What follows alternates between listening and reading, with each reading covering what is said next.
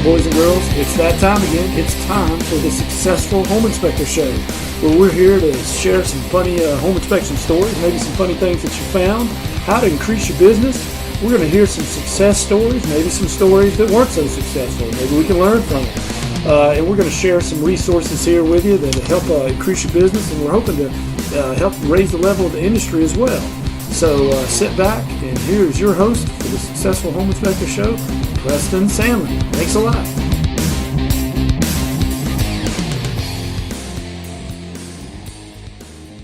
Are you struggling to make your home inspection business grow? Well, have I got the answer for you. HomeInspectionFlyers.com. At HomeInspectionFlyers.com, you get 5 flyers a month. There are 3 sales flyers and 2 recipe flyers. And you can customize them to exactly what you want. And these make great flyers when you go to the offices to put in their boxes, especially if you're doing like candy bowls or something along that nature. Like I said, it's 5 flyers a month for $29.99, and they're very creative. And you just put in your information. They come as a publisher file, and you just put in your information, and then you send them off to get printed. You can send them off online, and you can get color copies for less than 10 cents a copy. It's a great way to go. I went from being a 1-man home inspection firm to a 7-man home inspection firm on this one strategy alone. So try it today. HomeInspectionFlyers.com. Thanks. Hey, well, hi, everybody. I am back, and I am here today with Nathan Susdorf. He is a home inspector. He owns United Home Inspections in Northwest Indiana. He is a certain, I forget how many miles, but somewhat close to South Bend, Indiana. We're friends on Facebook, and we reached out to each other, and seems like a great guy. And he's fairly new to the business, 5 years, but I think that's great because, I tried to learn how to do an SLR camera, and I kept reading all this stuff, and all these people had so much experience.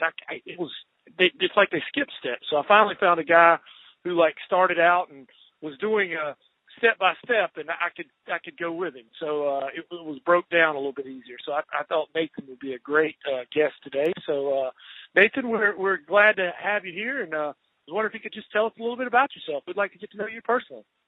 Sure. Thanks for having me, Preston. Nathan Susdorf. I'm 26. I got married about 4 years ago.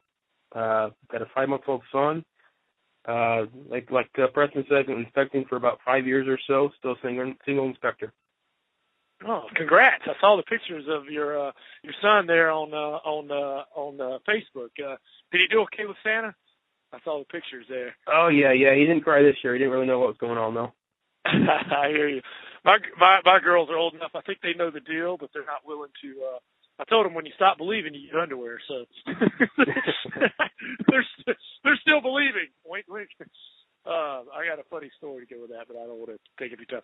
Well, tell us, Nathan, what did you do before you wanted to be a home inspector? I mean, before you became a home inspector? Well, I've always been around construction. Actually, my first memory ever was I was probably 3 or 4 years old. We were over at my grandpa's house. He was putting up a detached garage, putting the shingles on it. I remember climbing up the ladder, going up to him, tapping him on the shoulder, and saying hi. Oh, wow. His reaction when he turned around, grabbed me real quick, and started yelling down, somebody come get this kid. So I've always been around, construction, remodeling, repairs, that type of thing. Always real handy. I didn't really know what I wanted to do, with my life. Right. A lot of I still don't. No, I'm just kidding. Yeah. What do you want to be when you grow up, right? Exactly. So I stumbled on home inspections. It seemed like a good fit. I was actually 20 when I started doing this. So wow, you're young. Yeah, I got plenty of looks when I was going into real estate offices. This is a home inspector, huh? Still do, but it's been a good few years here, and haven't looked back. I hear you. Good thing, good stuff. I got 2 things to add to what you said. What your grandfather had to do, turn around and grab you and take you down the ladder. I've had to do that with a couple of buyers. They wanted to follow me up the ladder. And I feel what you're saying there, Nathan. I got a guy now, I call him a kid. Aaron Grindstorf, he's working for me. He's 25 or 26, and I had another one, Jonathan. He started out when he was, and he started working for me. He was about 22, but he actually looked like he was about 17.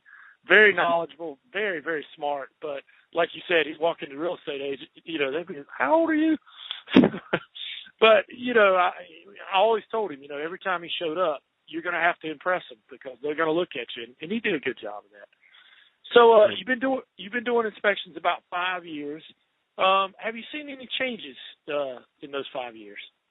There hasn't been anything real drastic. I'll tell you this though, when I started, there was there's probably about 10 home inspectors that were licensed in my county. The last I looked was about a month ago, and it was there was up to 16, but 12 or 13 of those had only been licensed for about 2 years or less. Right. So the turnover is pretty great in my area. So I'm, just kind of holding on right now. I hear you. I guess what's the population there? It's how do you pronounce that? It's Coutts. Well, the town of Coutts, you only got probably somewhere around 2,000 people. Okay. In this area that I serve, it's a few counties. I'm probably looking at a population of probably 50,000. Okay. A little more or less than that. What your radius? What's your radius like distance wise that you serve? Usually I'll go out probably up to 50 miles. Okay. How long does it take you to get in between inspections? I know sometimes that can be an issue for us. Like you got one on one end of your area, the first one, and the second one's on that totally opposite end. How long? Yeah, it's usually not too drastic. You'll get that one every once in a while where they're an hour and a half apart or something like that. But usually we're within a half hour or so of the next inspection. Okay, cool. So you're a one-man operation, and I was a one-man operation for a while. One thing I struggled with was handling the phones and scheduling. How do you handle that, Nathan? Yeah, when I first started, it was basically just my cell phone. So basically, right. If anybody called, they're going to get my voicemail because I hardly had time to answer. If you had an inspection or something like that, I switched over probably a year ago or so to Perceptionist. Okay. So they've been handling calls for a year or so. We've had ups and downs. I'm actually going to America's Call Center probably in about 2 weeks or so. That should be set up. Okay. Now, do those call centers, do they schedule you directly? Do you have like a scheduling system? Are you on any kind of system, or how do they schedule? I use Inspection Support, ISN. Right. So those can both integrate with that, get all the information that I need, agent's information, that type of thing. Right. Yeah, we Dan Huber was on here, and we use Dan's system. Well, tell me, Nathan, does your state have licensing? Yes, there is licensing. What's involved to get licensed in Indiana? There's a class that you have to take. Usually that's, I'm trying to think what it was. It was between 3 and 6 months. You go a couple times a week to the class, and then you just have to take the test. Once you pass that, you've got your license. Okay. Is there a certain number of hours, I guess, that you have to log in or something? Yes, there is. I'm not sure what that number is, though, off the top of my head. Okay. What are you a member of any associations? Oh, yeah, NACHI. NACHI. Okay. Are there some benefits to NACHI? Tell us about NACHI. With NACHI, kind of you've got I think the biggest benefit for me is the continuing education that it's included with the yearly membership. They've got every single topic you can think of for continuing education, and it for most states it qualifies for your state continuing education also. Okay. Can you do it online? Yep, everything's online. Oh, cool. Well, this probably answered that question. My next question is, Nathan, Stephen Covey has that book, The 7 Habits of Successful People. And one of his habits is sharpening the saw. How do you sharpen the saw or keep your skills? I guess that's definitely a way with the classes. Is there anything else you do to, keep definitely with the continuing education. And then I've also got in contact with a business coach. the Mike Crow. Okay. Just to keep your keep your marketing going too, because the technical part is only half of it. Sure. I think that business coming in. Okay, cool. Now, are you a member of Mike Crow's? Is it MIC? Yes, I'm platinum. Okay, cool. Which platinum group are you at? Platinum Excel. Platinum Excel. Okay, Yeah, cool. I know that there's a rivalry between some of the platinum groups. He has that Better Your Best contest or something, and they all kind of talk junk to each other. Okay, do you Nathan? Do you have a success quote that you'd like to share with us? Let's see here. Action is the key to success. Cool. So cool. I know if anybody's listening out there, they've listened to your other recordings too. A lot of good information here, but it's useless unless you actually put it into action. Well, cool, and I appreciate that. Thank you. I just, I'm sure you ride around a lot, as do all of us, and I wish there was something about home inspections to listen to. Right. So I was like, there wasn't, so I'm like, I'm going to make it. Well, cool. Let's see, Nathan. Let's say that I'm a buyer or a real estate agent in your market. There are other home inspectors in your market. Why should I hire you? Is there something you do that others don't? Yeah. A lot of Nathan Thornberry's products. We use those. So those are the recall check, the 90-day home warranty, the sewer guard, mold safe, all those things. Also do the 200% guarantee. Okay. And then they're pretty. Well, actually, it's been over a year now. Got the CMI, Certified Master Inspector certification. Right. Designation. Just like you, I've used drones, which I don't know, no pun intended, but that's still kind of up in the air for this year. Yeah, I always tell everybody I'm in a holding pattern. Pun. Yeah. Which one do you have? Do you have the? I think it's the same as you. The Phantom 2, the Vision Plus. Yeah. It's a lot of fun, isn't it? Yeah, it's just a big toy. Yeah. Which, fine with me, but yeah, it's actually the FFA, or FAA, not the farmers, the aviation. What they said now, I think if I got it right, is that you're supposed to have a pilot's license to fly them. Which is crazy. You're making money off of them, but it's crazy. Which in my area, there's a small airport here, and they do the classes. So I've actually kind of seriously been looking into that as an option. Yeah, I'm thinking about it too. I'm still so mad about that though. It's like it's illegal for commercial use, but yet hobbyists can do it. And the people who would be using it commercially are the ones who are going to be responsible. We're not flying over stadiums or flying near airports or something.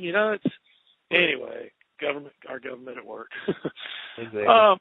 Nathan, I know you're married and you got a young son, so I know what you do and you work, so that probably takes up a lot of your time. But what do you do in your spare time? What does Nathan do for fun? I work around the house a little bit, do yard work, that type of thing. Go golfing, go to car shows. Cool. Yeah, I saw on your Facebook there. Any particular? Are you into old cars? I mean, do you have an old car you fixed up? Oh, it's not an old car. I've got a Super Bee, newer one. Okay. But, yeah, anything.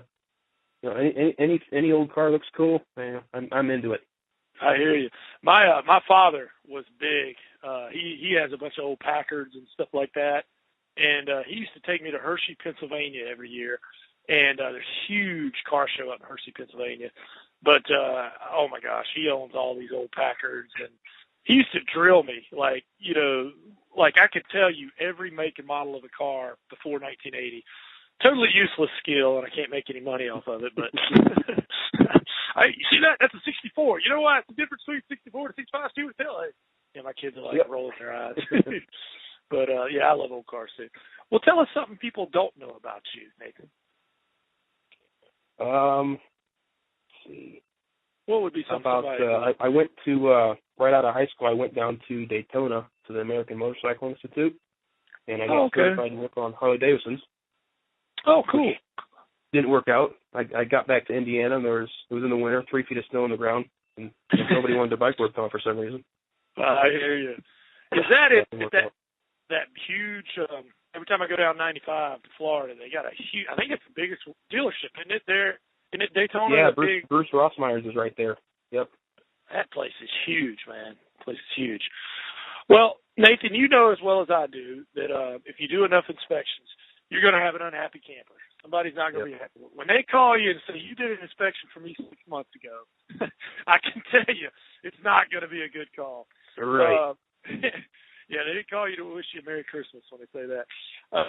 How do you handle unhappy campers? Do you have a process, and what does that look like? Yeah, well, the first thing is you always just listen to them, because a lot of times, all they want to do is vent. So let them air their grievances. Hopefully it's not, but if it is my fault, if it's something that actually I think should have been caught, you write the check. Whether that's refunding their inspection or paying for whatever needs to be done. If it's my fault, I'll do it. That's good. A lot of times though, it's something that's blown way out of proportion, or you'll go to the back to the house and it'll be something real small that you could fix right there for free. You just have to listen to them. But if it is something that I think, since I do the 90-day home warranty, sometimes the complaints that you get can actually pass through that 90-day warranty. So, hopefully they can go through there. But if not, you write the check. If it gets too ugly, if they threaten to sue or you get lawyers involved or whatever, I do have the backup, which I think everybody should, of Joe Ferry. Right. That's worst case though. Hopefully it'll never get to that. If you want to.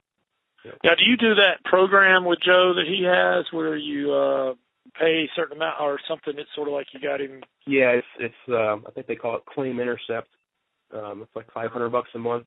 And if anything comes up, we'll write a letter to them or to their lawyer, and they'll try to work things out that way. Cool. Yeah, I've worked with Joe. I've known him a while. He's actually he's going to be a guest on our show too. So good stuff. Yeah. Well, Nathan, this is a good spot to say hello to our sponsors that are helping pay for the show. So we'll go to sponsors here for just a second.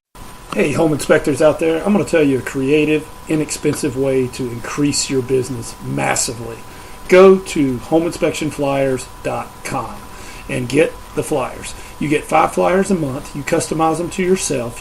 They're turnkey, they're creative, and it's $29 a month for 5 flyers. That's less than $6 a flyer. And they are done by yours truly, Preston Sandlin. And I am a creative guy, especially when I don't take my medication. But I come up with some crazy stuff. It works for my business. I went from 1 inspector to 7 inspectors with this strategy alone. So again, for $29.95, you get 5 flyers. I do 1 per week.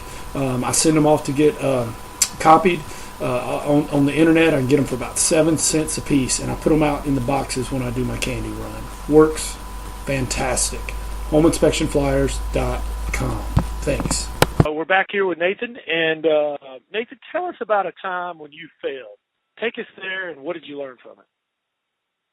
All right. Well, just starting off in this business, you'll see on the internet, become a home inspector, you'll make X amount of money in no time. That type of thing. Right. Just starting off, getting your license, and I was going to probably 10, 15 offices a day. It seemed like for a month straight, and that phone was not ringing at all. Right. You kind of just have to rethink. Is this the right path for me? That type of thing, and it gets really discouraging when that happens. But after a while, it does start ringing. One thing I learned from that, you just gotta keep marketing, even to the good and the bad times. Just keep in front of your referral sources. No, you're exactly right. And, I think it takes I've heard 60 to 90 days for your marketing efforts to come to fruition. So whatever you're doing today, it takes a while for it to pay off. So, the tough thing is I always tell people don't fall into that trap where you stop marketing, because you'll market and you'll start getting busy, you'll start doing inspections, and then you'll let the marketing fall off. And now all of a sudden, it slows down and you try to get back out there. But again, it's going to take 60 to 90 days, like you were saying, to make it pay off. So make it a part. Even when you're busy, you got to keep marketing. Let's see. On the other end of the spectrum, Nathan, tell us about a time when, you felt like, wow, I made it, or, I did this, or, a moment that you were really proud of what you did. Yeah, the I made it moment for this business was happened a couple of years ago. You got to remember, I was probably 23, 24 back then, way Right. back when, and I was looking at my ISN, my inspection support screen, Right. and I'm seeing a six-figure number pop up at the end of the year. Nice. And holy cow, it actually worked, and I never expected it to go that big. But nice. Looking back, that seems so small now. But back then, that was a big deal for me. Well, let me tell you something, Nathan. I never saw a six-figure number in my 20s. So you're ahead of me. I started out a school teacher. I was barely getting a five-figure number. But that's good stuff, man. Good stuff. Well, Nathan, do you have a favorite book you could recommend to our listeners? And what is it about that book that appeals to you? Let me think here. Well, we already brought up the 7 Habits. Just finished up the One Thing, the Keller Williams book. Gary Keller, yeah. The E-Myth Revisited was a good right. book. Michael Gerber. A lot of people, especially in this business, they'll start off with talking about the E-Myth here. That kind of takes you from being just a technical business owner to somebody who's actually an entrepreneur. You can look at your business through an entrepreneur's eyes, and when you start, you're a home inspector, and that's what you think. I'm just out there to do home inspections. But, right. Once you really think about it, you're a business owner who has a home inspection company. That's why right. No, you're exactly correct, Nathan. I mean, we all start out as technicians, but we kind of have to learn to be business people. It's being a great technician is very important, but you got, like you said, you got to do more than that. And that book is excellent. Talks about systems and in the E-Myth, that is.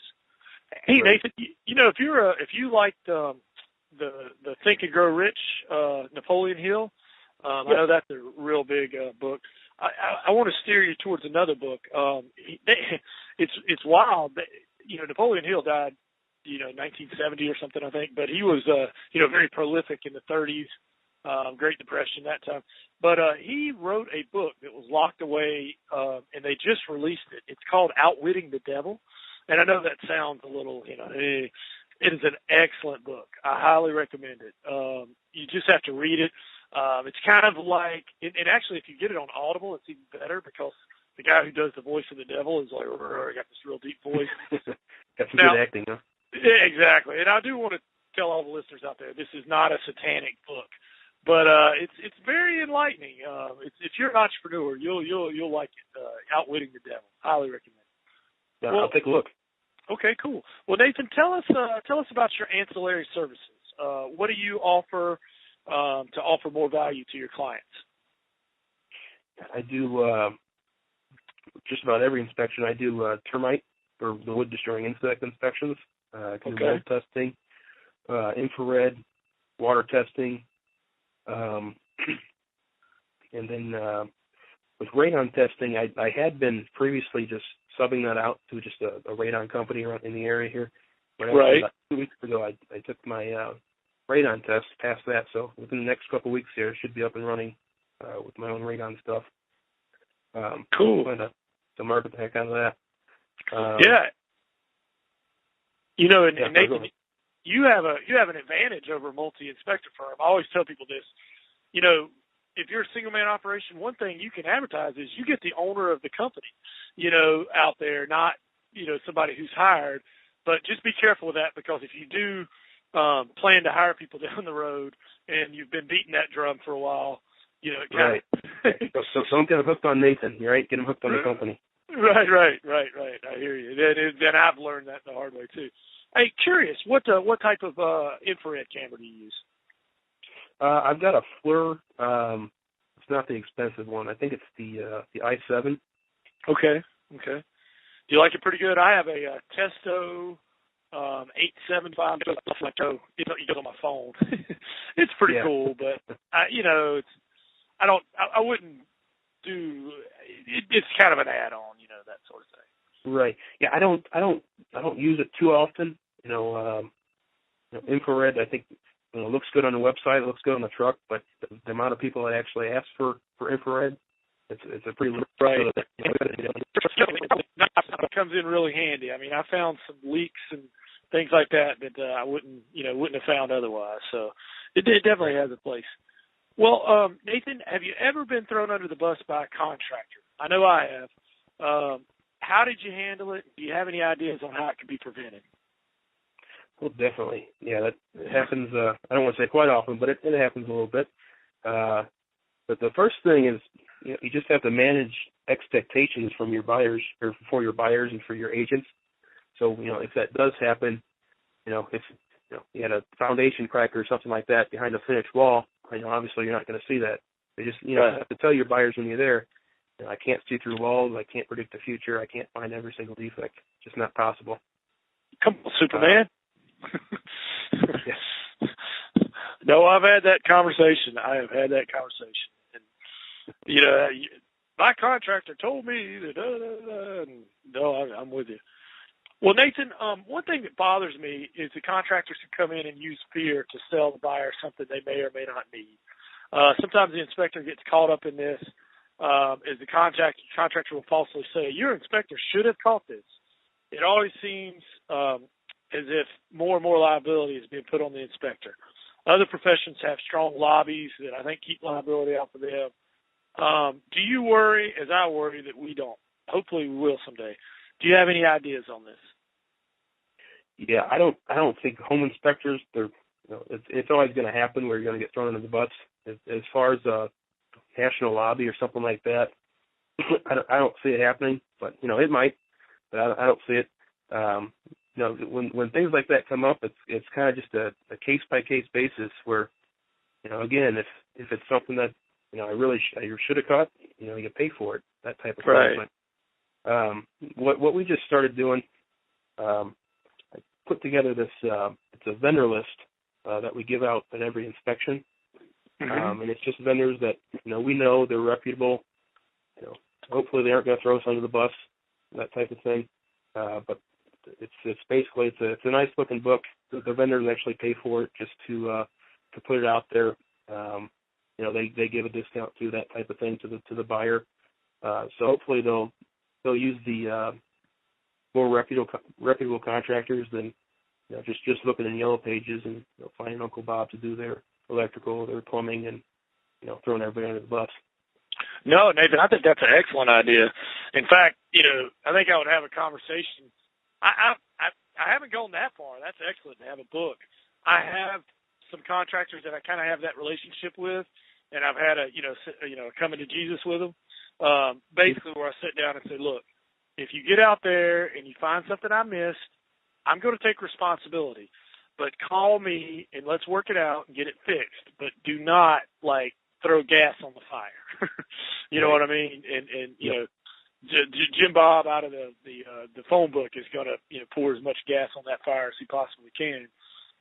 Well, Nathan, I want to ask your opinion on something. I'm bothered by what I see sometimes on home inspector forums. There's some great people on there that'll help, but there's also some people that, want to tell you how much they know and how much you don't know. I feel as if we're all here to help each other, and do what's best for the profession and the clients. Nobody wants to be a bad inspector, and nobody knows it all. Do you have any ideas on how we can keep it positive and professional? I know exactly what you're talking about. And we aren't going to name any specific forms here, but yeah, we all know what you're talking about. Right. Those negative people, they're always going to be there. The reason that they're there, the reason that they can post so much negativity on there, they're sitting at home in front of their computer. They aren't out doing inspections.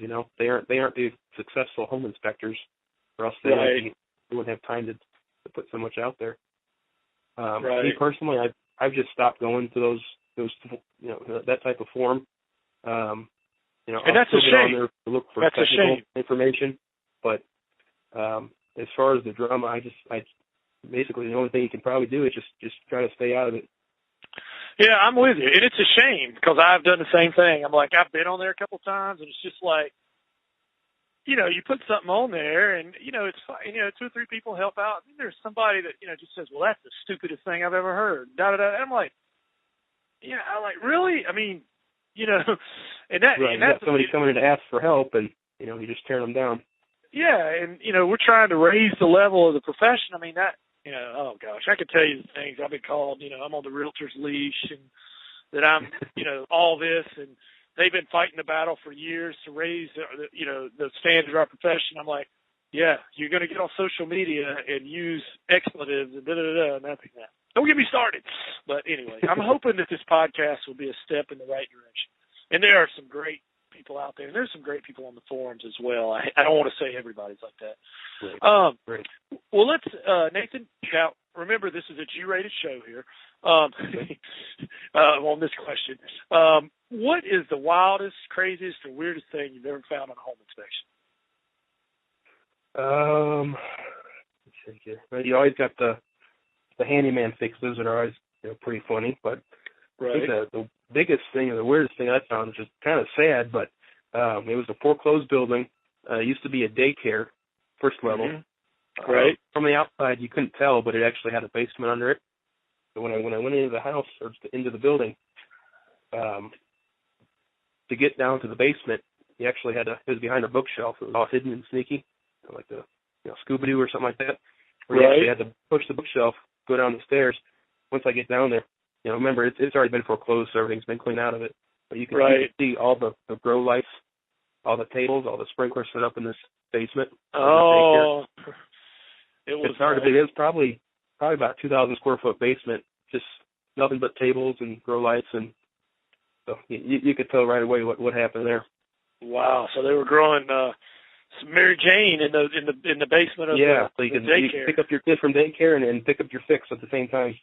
Wow! Wow! Well, I guess that's a good cover, that's sad. Yeah, nobody suspects that.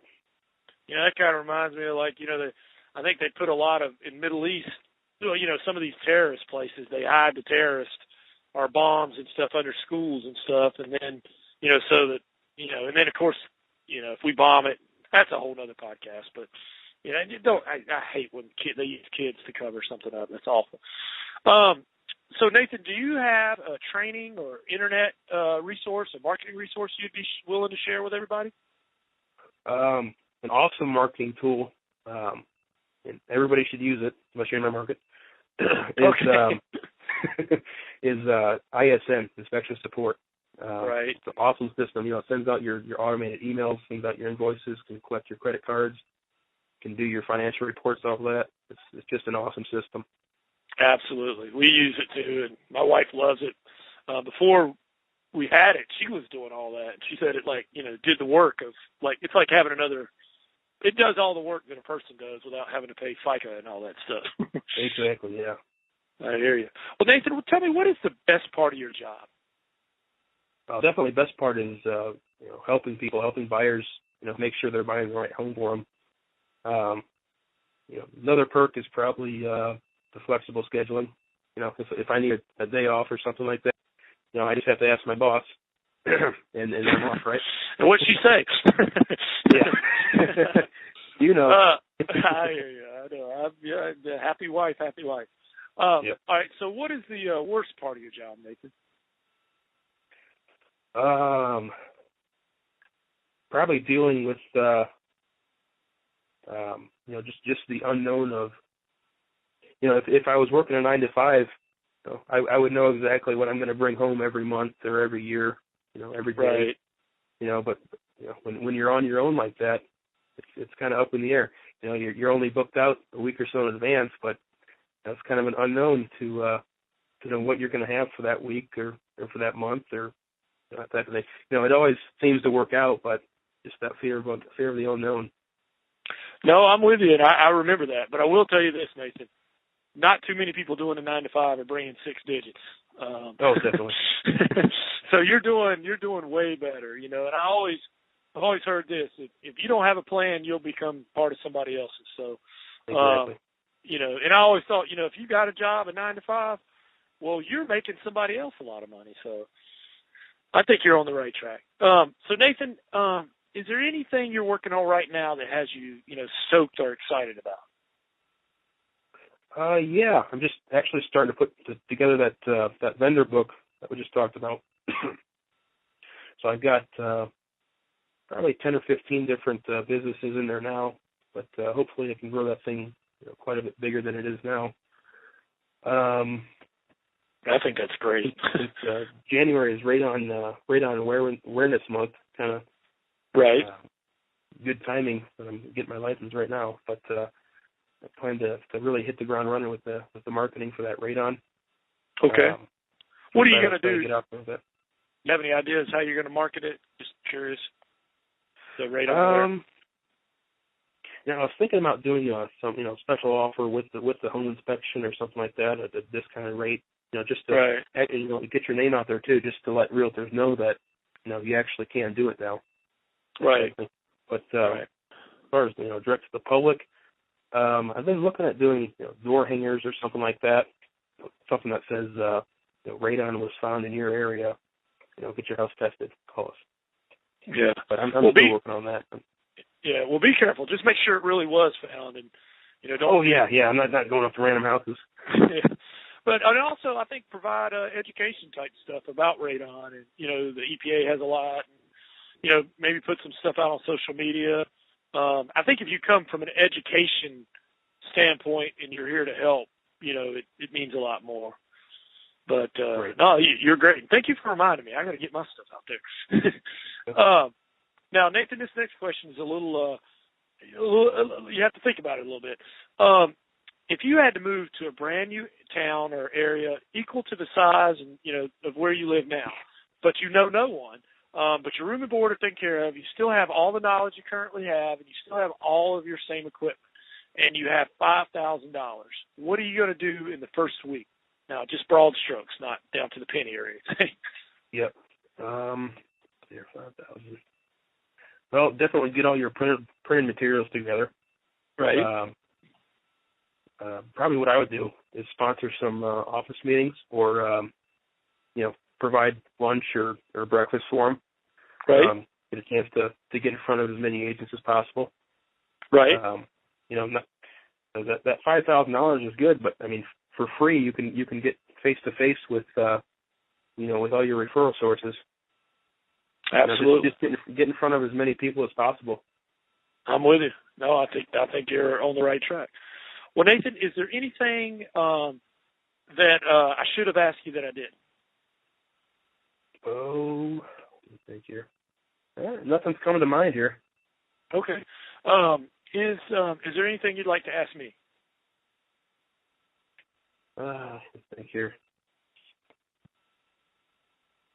I'm drawing a blank, Preston. No, that's all right. That's all right. I've got your contact info though, so if I got anything, I'll definitely give you a call. But for right now, I'm drawing a blank. Yeah. Oh no, that's fine. Well, and speaking of contact info, is there a way, Nathan, if people want to talk to you or get in touch with you, how can they reach you?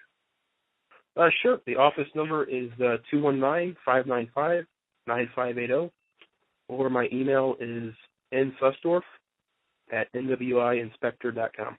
Okay, and what's your website? nwiinspector.com. It's NWI as in Northwest Indiana, inspector.com. Cool. And do you have a business Facebook page? Yes, I do. It's just United Home Inspections. Okay. Well, guys, if you would, go out there and like his page, because I'm pretty sure the more likes you got, the more it helps when you post and things. And, Nathan, you've been more than gracious with your time, and we sure do appreciate you being on the interview today. Thanks a lot, Preston. All right. Thank you, Nathan. Have a good weekend.